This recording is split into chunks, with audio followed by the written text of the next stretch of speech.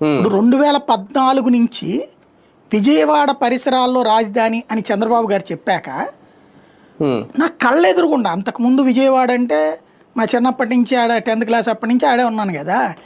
Maximum ఆ Kummarapalem centre, చెరువు centre, housing board colony అంటే ఆ చెరువు సెంటర్ దగ్గర ఉన్న సితారా థియేటర్ దగ్గర నుంచి చూస్తే హౌసింగ్ బోర్డు కాలనీ దాకా మొత్తం ఖాళీనే. ఆ ఏరియాలో పాప ఆ హోల్సేల్ షాపులు పెట్టండి ఆయన పెడతానని చెప్పి ఆ ఛాంబర్ ఆఫ్ కామర్స్ గడ్డం సుబ్బారావు ప్లేస్ అంతా కొని కార్పొరేషన్ వాళ్ళతో మాట్లాడుకొని అంతా సెట్ చేస్తే పోయినోళ్ళు లేడు అప్పుడు వ్యాపారం అక్కడికి. పైగా తిట్టింది తిట్టకుండా తిట్టారు ఆయన్ని, ఏది సొంత వ్యాపారస్తులే. ఇవాళ రోజున ఏంటి అవన్నీ నిండిపోయినాయి కదా. ఎక్కడ దాకా వెళ్ళిపోయింది ఇప్పుడు గొల్లపూడి ఇబ్రహీంపట్నం దాకా కలిసిపోయింది ఒక రకంగా. అది ఇంకా తక్కువ.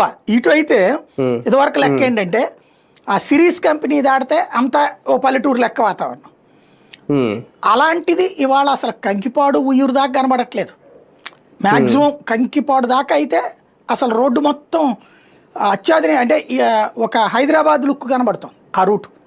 పట్టమట నుంచి కంకిపాడు దాకా హైదరాబాద్ లుక్ కనబడుతుంది. ఇంకా పికప్ అయిపోయింది ఆ టైంలో. అట్లాగే ఇటు ఏలూరు రోడ్లో చూస్తే గన్నవరం రూట్లోకి వెళ్ళిపోయింది. అటేది యువతలు ఉన్నటువంటి ఎయిర్పోర్ట్ దాకా పోలేదు, ఇంకా ఆ యువతల ప్రదేశాల వరకు